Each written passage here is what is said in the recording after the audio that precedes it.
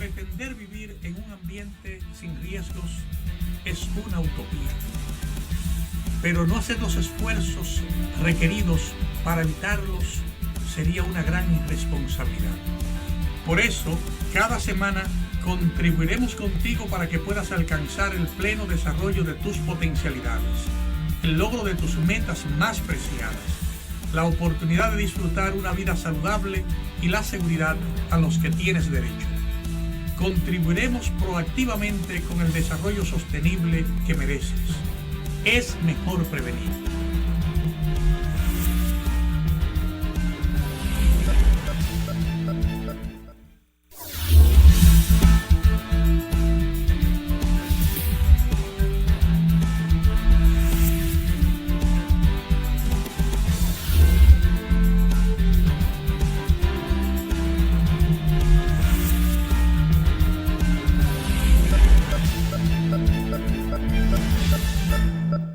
Saludos amigos,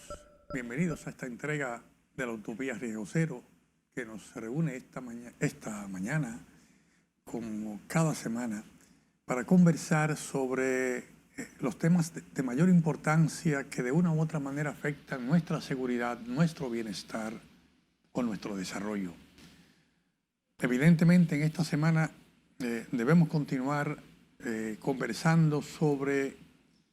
las tareas que tenemos pendiente para contribuir a reducir las afectaciones que recibimos nosotros cuando hay o exceso de lluvia o exceso de agua potable o bien las temporadas ciclónicas. Ya hemos destinado algún tiempo en entregas anteriores para ponderar la importancia del elemento agua. El agua, que generalmente es el soporte clave para la vida, después del aire el más importante. Contar con agua saludable disponible en nuestro entorno es una garantía de vida, porque es una garantía de la vida de las plantas que conforman nuestro medio ambiente, una garantía de todos los seres vivos, de animales que conforman la fauna que nos alimenta o que nos protege, o la de nosotros mismos, los seres humanos, que no podemos garantizar una vida saludable si no hay disponibilidad de agua potable en cantidad y en disposición suficiente, en condiciones adecuadas para poder preservar la vida de cada uno de nosotros. En esta semana se ha puesto en evidente, no bien entrada la temporada ciclónica, sin que sea uno de los fenómenos anunciados, de los fenómenos de diferente tipología que han sido anunciados para esta temporada ciclónica, con simples vaguadas se han generado días consecutivos de agua potable que ha generado saturación en los suelos y ha generado sobre todo mucha agua en la parte montañosa,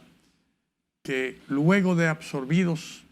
los milímetros de agua que necesita la montaña, todo lo demás corre, sobre todo porque no hay suficiente vegetación en algunos lugares o porque las condiciones de degradación que están en algunos de nuestros ríos o nuestros valles genera o facilita las afectaciones. Como rara vez ha ocurrido graves afectaciones en la montaña, se habla, el fenómeno es el mismo, los ríos bajan con una cantidad considerable de agua,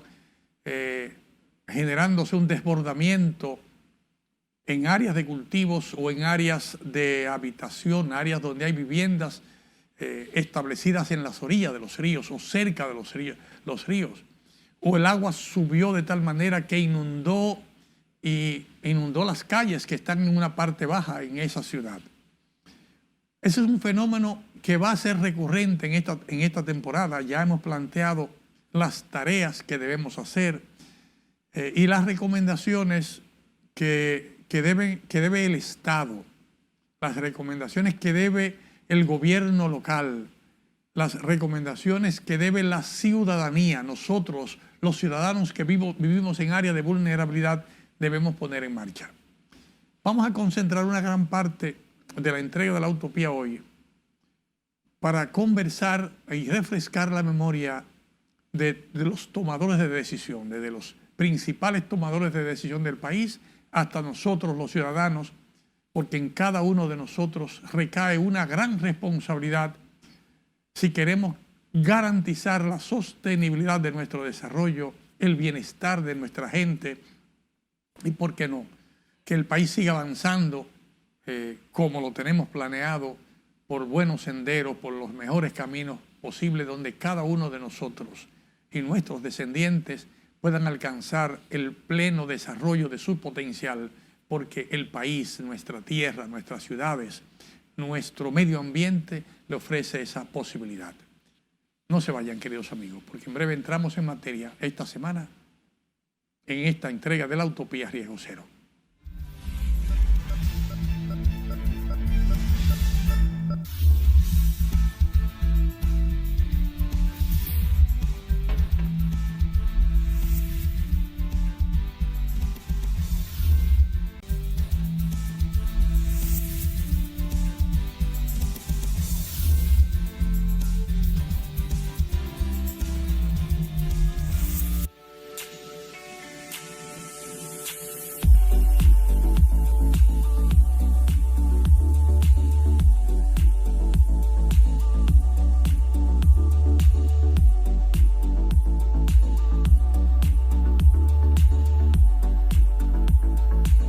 Queridos amigos, de nuevo con ustedes, para pasar revista a qué situación tenemos hoy en día con respecto a la forma en que estamos o debemos enfrentar las afectaciones. Debemos partir de un análisis de nuestro Sistema Nacional de Gestión de Riesgos. Nuestro Sistema Nacional está compuesto acorde a lo establecido por la Ley 14702, por una serie de organizaciones, instituciones y representantes de otras que conforman el Consejo Nacional de Prevención, Mitigación y Respuesta, que es el máximo órgano de dirección que conduce, digamos, el Sistema Nacional de Gestión de Riesgo. Es una ley proactiva, una ley que garantista de derechos, que no tan solo es una ley que habla de responder, habla de garantizar, habla de proteger, habla de garantizar derechos de la población, independientemente de que es una ley que ya tiene 22 años, es una ley que surge producto de la crisis que se da en el país a partir de la ocurrencia del huracán George en el 1998, que genera la falta de una institución empoderada que pueda lidiar con los temas de gestión de riesgos a la altura de las circunstancias. Se generaron una serie de confusiones a nivel del país donde no se dieron las informaciones adecuadas ni oportunas, ni habían los medios para hacerlo, ni habían los mandatos para hacerlo, porque la ley anterior solamente establecía una Comisión Nacional de Emergencias que no tenía las competencias ni las capacidades para lidiar con las emergencias que se presentaban. Era la ley anterior, la que creaba la Comisión Nacional de Emergencias como un apéndice del Ministerio de Obras Públicas, era una ley reactiva que solamente mandaba o daba órdenes para resolver problemas después de. O sea, es para ver una emergencia, cómo manejamos una emergencia. Mientras la ley que crea el Sistema Nacional de Gestión de Riesgos establece toda una estructura, todo un marco legal con una participación donde el principal órgano lo encabeza el presidente de la República, el Consejo Nacional de Prevención, Mitigación y Respuesta. Un órgano que por ley debe reunirse 2 veces al año. Generalmente hace una vez, que pudo haber sido la reunión que se celebró recientemente o una reunión cualquiera, donde se pasa revista cuál es la situación que tiene el Sistema Nacional de Gestión de Riesgo y se activan todas las instancias correspondientes a ese sistema.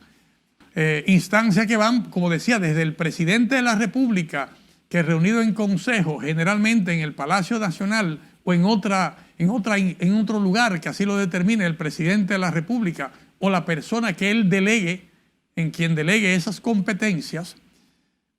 pero igual pasa en sus delegaciones regionales o delegaciones provinciales, los consejos provinciales de prevención, mitigación y respuesta, los comités municipales de prevención, mitigación y respuesta y todas las instancias que incorpora.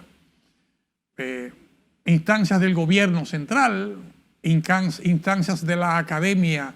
de la educación superior, instancias del sector privado, instancias del sector comunitario e instancias de los organismos de cooperación del país, que no son miembros del gobierno directamente, como es el caso de la Cruz Roja Dominicana, pero que es un auxiliar de los poderes públicos en los temas de su competencia, como lo establece la ley que le da su personería jurídica de derecho privado. O sea, en el marco de esa instancia, el señor presidente de la República siempre tiene la posibilidad de revisar con cada uno de los componentes cuál es el nivel de presteza que tiene de las labores de preparación, de prevención, de fortalecimiento de capacidades institucionales y locales y de tareas que hay que hacer generalmente para prevenir la ocurrencia de eventos. Aparentemente tenemos tareas pendientes desde la misma constitución de la ley, ya cuando se establecen las primeras actividades de la ley 147.02, tenemos una gran debilidad en el tema de saber entender desde las instancias del Estado que tienen que ver con gestión de riesgos, que la función de ese sistema nacional no es una función reactiva de responder después de, que es una función proactiva que tiene que ver con proactividad. ¿Qué cosas pueden ocurrir en función de la vulnerabilidad existente para hacer tres cosas? Primero, hacer todo lo posible para reducir la vulnerabilidad. O sea, si no hay vulnerabilidad, si hay mayor capacidad y resiliencia en la comunidad, en las estructuras, en el país, hay menos riesgos de que ocurran desastres, aunque pasen eventos. En segundo lugar, fortalecer las capacidades, sobre todo las capacidades locales, las capacidades institucionales, de tal manera que a pesar de la vulnerabilidad, si logramos actuar con mayor capacidad y con mayor proactividad, reducimos los riesgos de los eventuales desastres que generalmente ocurren cuando tenemos un evento, tenemos una amenaza y esa amenaza nos encuentra en una condición de vulnerabilidad a nosotros o a una parte de la población y por ende amenaza más vulnerabilidad más poca capacidad, eso es un desastre seguro. Si tenemos una gran capacidad, aunque haya la amenaza y haya la vulnerabilidad, hay menos probabilidades de que haya un desastre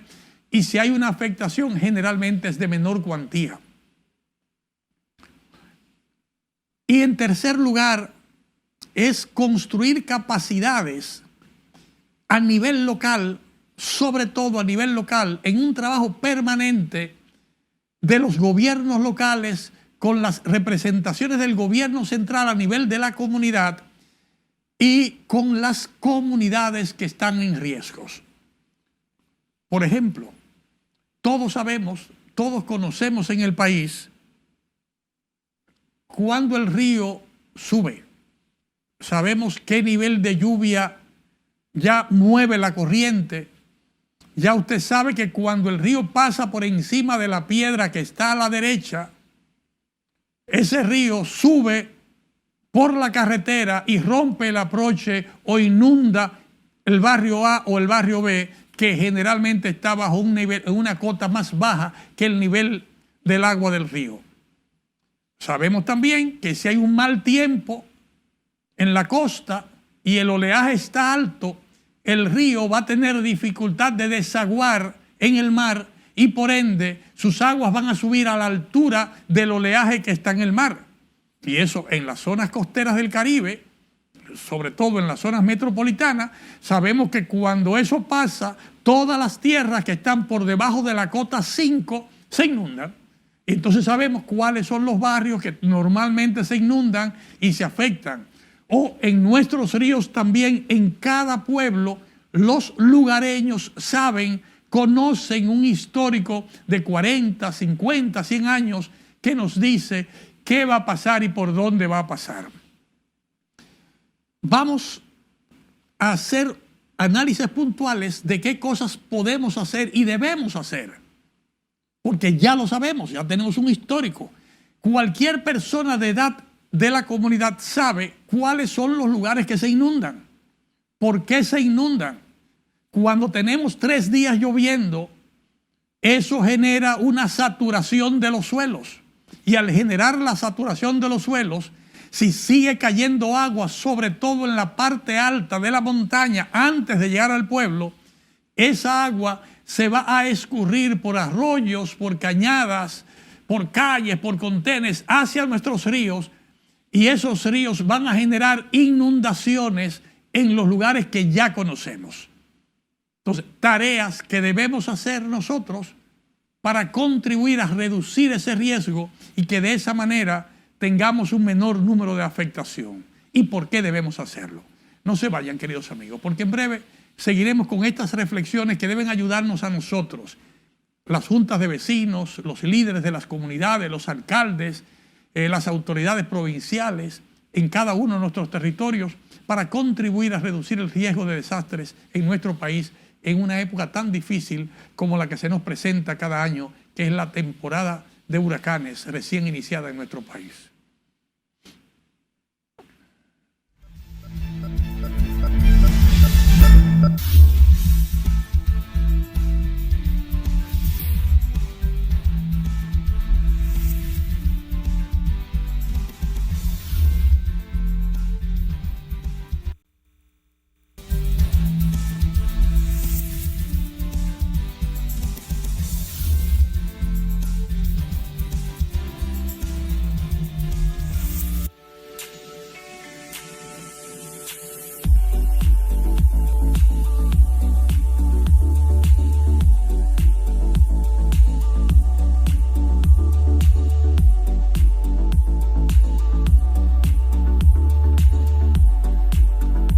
Queridos amigos, algunas recomendaciones puntuales que entendemos que deben ponerse en marcha en estos momentos para contribuir a garantizar la estabilidad y la seguridad que necesita el país, que necesitamos todos y cada uno de los ciudadanos en nuestros entornos. Primero, que el Consejo Nacional de Prevención, Mitigación y Respuesta, convocado de urgencia para revisar las situaciones de instrucciones precisas a cada una de las instituciones y organizaciones de sumarse acorde a las instrucciones que tiene que darle la Comisión Nacional de Emergencias y los comités municipales de prevención, mitigación y respuesta en cada una de las municipalidades, a hacer tareas como las que citamos a continuación. Primero, hay que garantizar que las cuencas altas de los ríos, antes de llegar a los diferentes poblados o cultivos, todos los árboles que están en el suelo, árboles de javilla, árboles de almendra o cualquier árbol, tronco de árbol que esté en el suelo, tiene que, en coordinación de medio ambiente con las instituciones de la competencia que tengan la capacidad de apoyar, tienen que retirar todos los árboles que pueden ser arrastrados por las lluvias al cauce de los ríos, o las ramas que pueden ser arrastradas a los arroyos y cañadas y que entaponarían nuestros puentes o nuestras tuberías que permiten el paso del agua en los badenes, porque si eso pasa, si no los eliminamos, los retiramos o los cortamos de tal manera que puedan fluir sin atascarse en los diferentes puntos de paso del agua, lo que va a suceder es que al entaponarse, al represarse el agua, se va a romper los aproches de los puentes, los aproches de los caminos, y eso va a dejar incomunicación entre las comunidades que están en la parte alta con las otras comunidades del país que se comunican por ese puente que se acaba de romper, primero.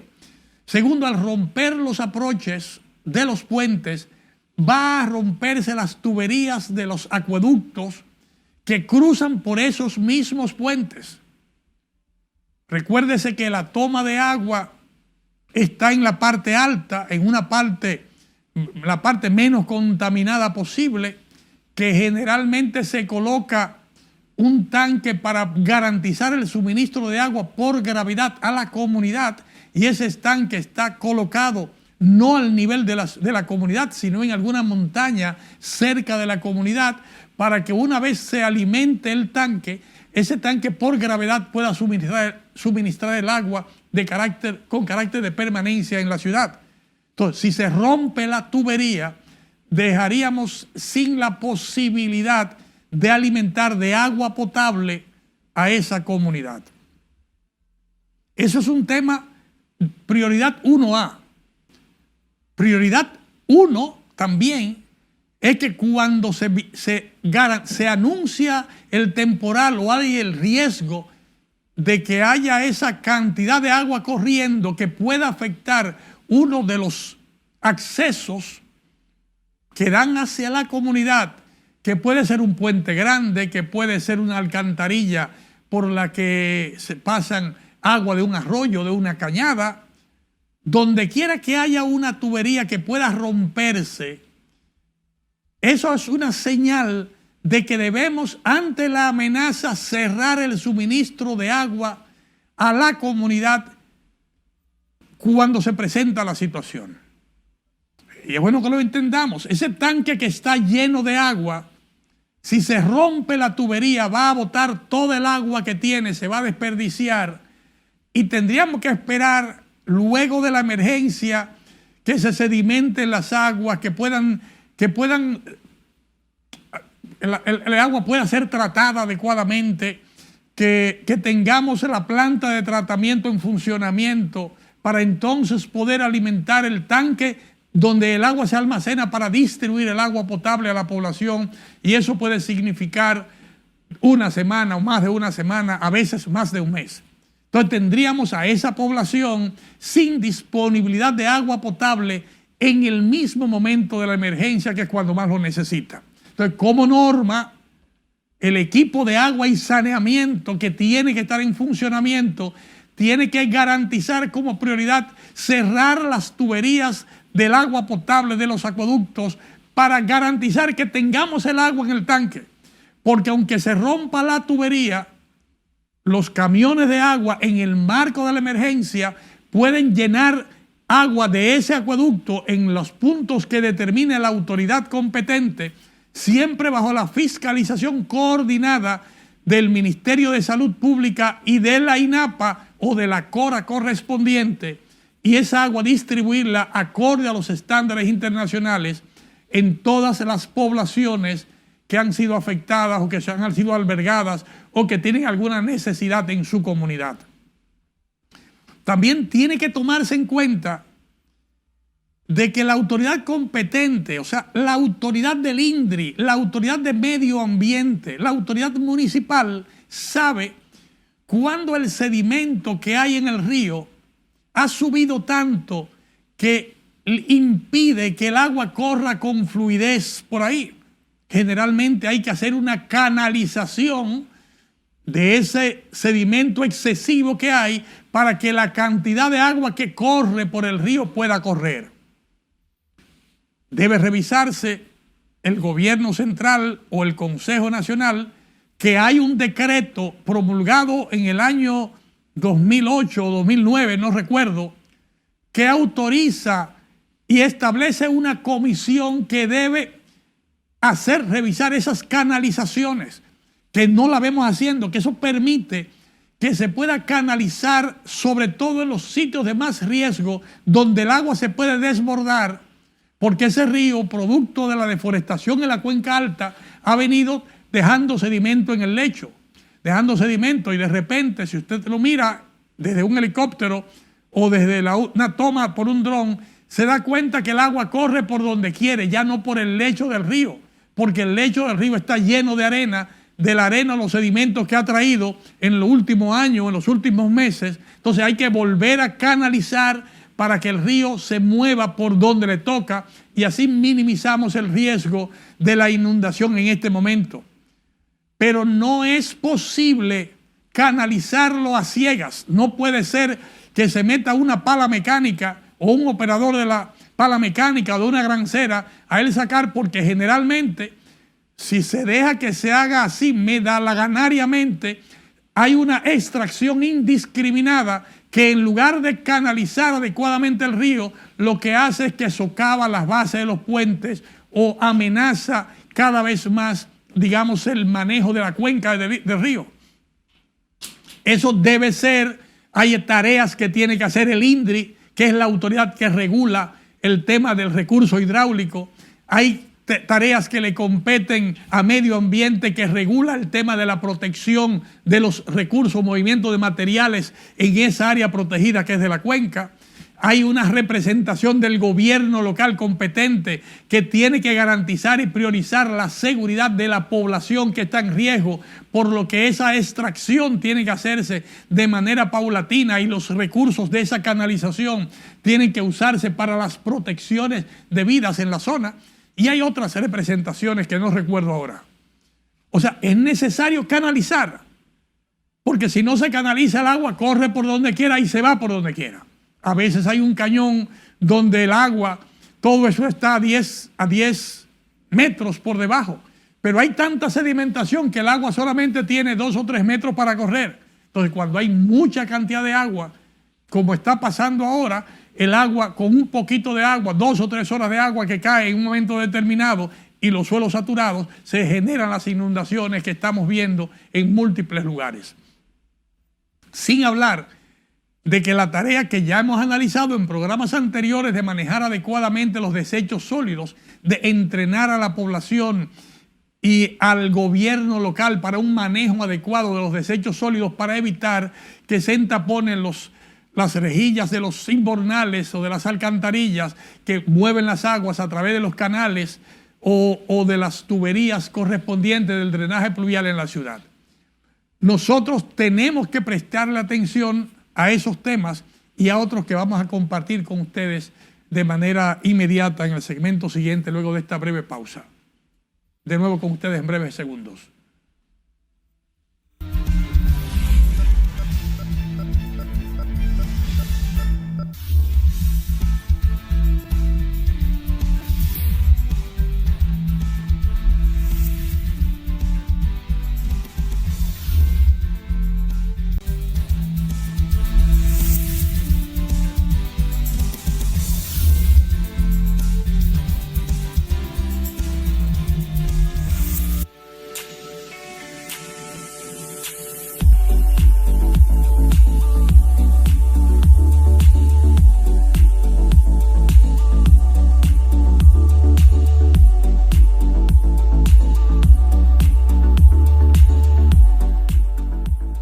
Queridos amigos,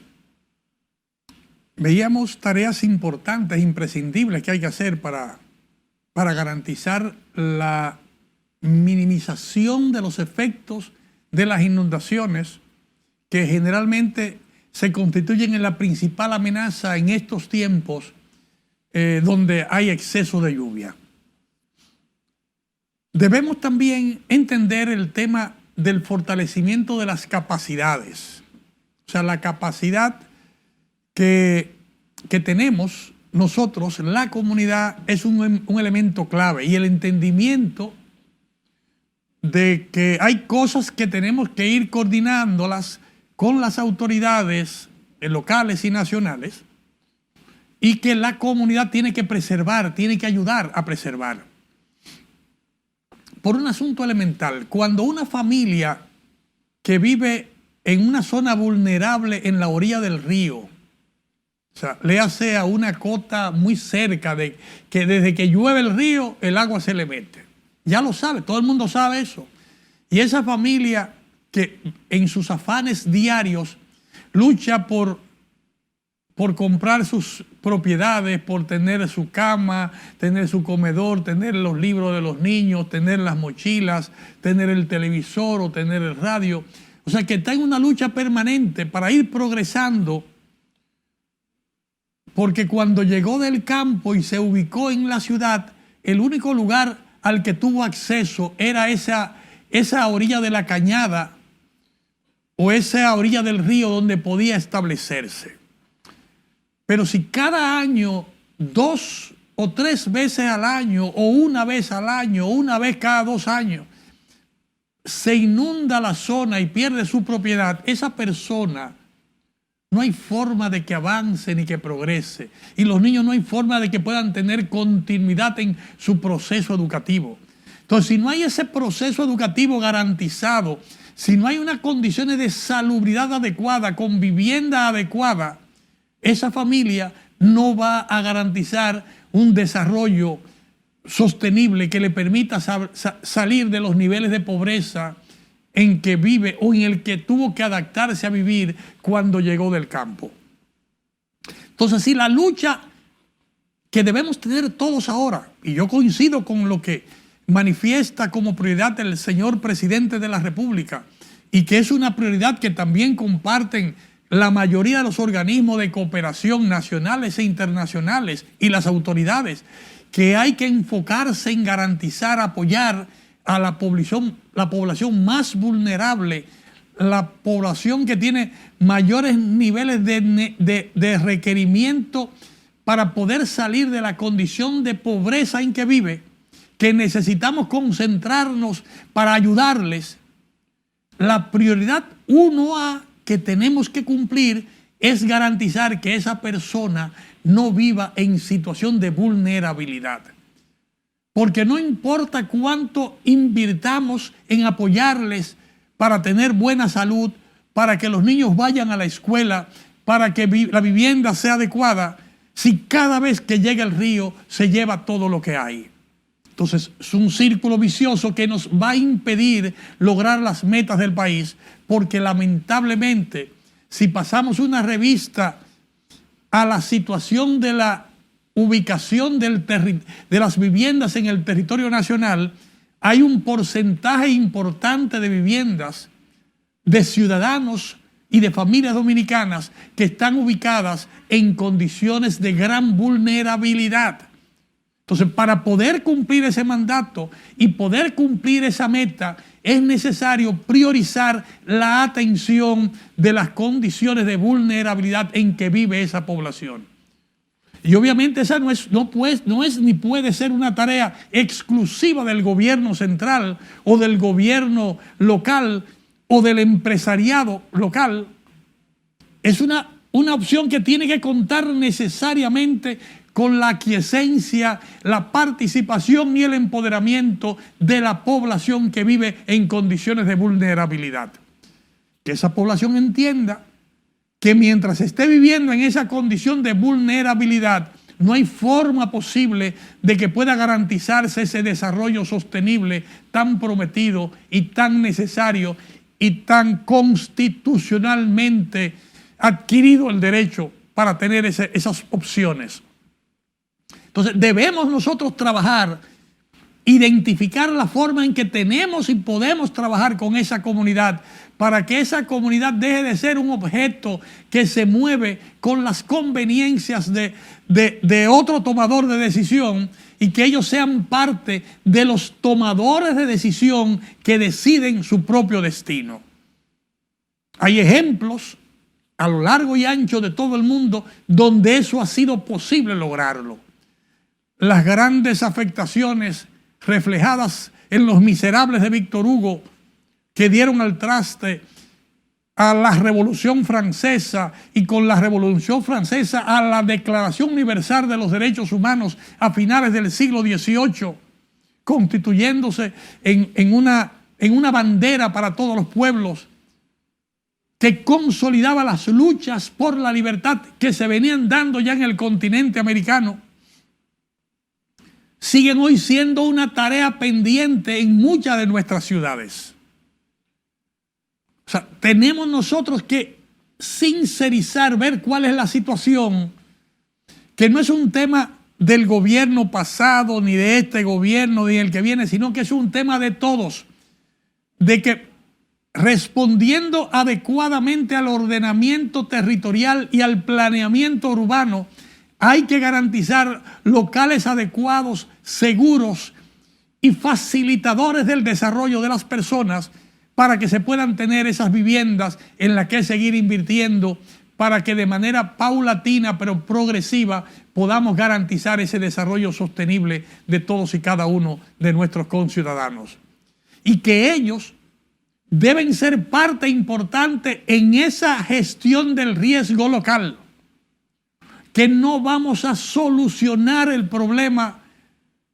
porque el alcalde decidió que hay que ir a ayudar a la gente, sino que la gente es una parte importante de ese Comité Municipal de Prevención, Mitigación y Respuesta,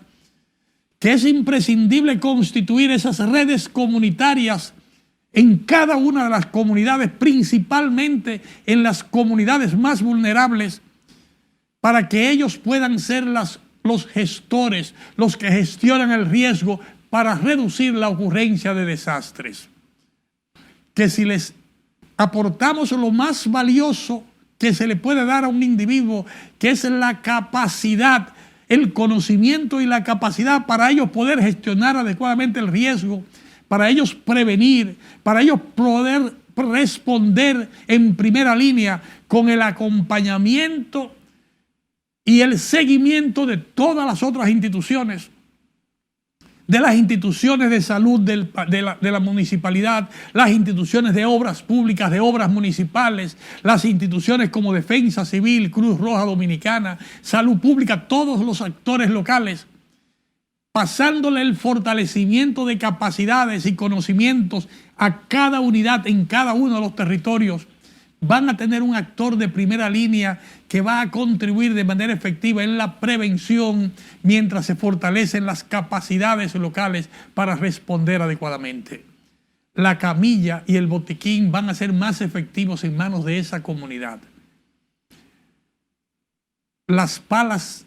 los picos y las escobas y rastrillos van a ser más efectivos en manos de esa misma comunidad para reducir el riesgo de la inundación o de la afectación. El conocimiento que le demos de cómo eliminar los criaderos va a ser más efectivo si lo tiene esa comunidad, los niños que están en la escuela de esa comunidad, si ellos pueden tener el conocimiento y replicarlo en cada uno de los vecinos, de tal manera que al eliminar los criaderos, cuando hay exceso de agua, eliminamos las opciones para que puedan darse afectaciones como el dengue, que al eliminar el uso o el riesgo de usar agua contaminada por las orinas de la rata o consumir alimentos que han sido atacados por los roedores, vamos a eliminar la ocurrencia de la leptospirosis. Que no es que resolvamos el tema cuando llegue a la emergencia al hospital, sino es que usemos todos los recursos y conocimientos posibles para evitar que la gente llegue al hospital. Lo único que nos va a ayudar a resolver con efectividad es que reduzcamos la visita a la emergencia del hospital. Siempre habrá, como el nivel de vida aumenta, la gente tiene mayores posibilidades, siempre habrá gente en las emergencias. Pero nuestras emergencias y nuestros hospitales y nuestros médicos están en capacidad de atender una cantidad limitada de personas. Pero inmediatamente se da un brote epidémico y se saturan las emergencias, automáticamente se multiplican exponencialmente los riesgos de seguir multiplicando esa epidemia y afectando a grandes lotes de personas en la comunidad. Y la contaminación del agua, las ratas, convivir con los ratones, convivir con la suciedad en el mismo agua y en ese ambiente insalubre, se constituye, si no hacemos lo correcto, en la principal amenaza para la sostenibilidad del desarrollo de esa comunidad que tanto queremos y por la que tenemos que seguir luchando y avanzando, y a la que debemos convertir en nuestros aliados para reducir el riesgo y que podamos juntos seguir construyendo el desarrollo sostenible que hemos prometido. No se vayan, queridos amigos, porque en breve culminaremos con las recomendaciones y reflexiones en estos momentos de inundaciones que afectan a múltiples hogares en nuestro país.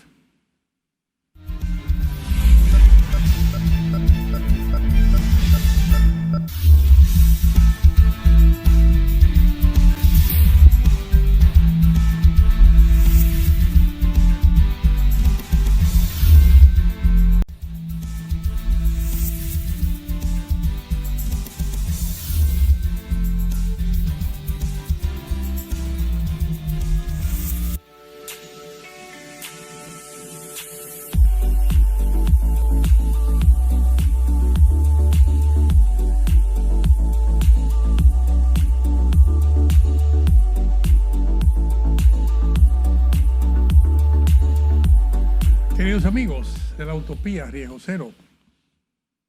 queremos en esta parte final de la entrega del día de hoy hacer una reflexión dirigida fundamentalmente al territorio donde se construye la patria, donde se hace todo lo que tenemos que hacer. El territorio, el país, es lo único real del país, para decirlo así, es el territorio municipal.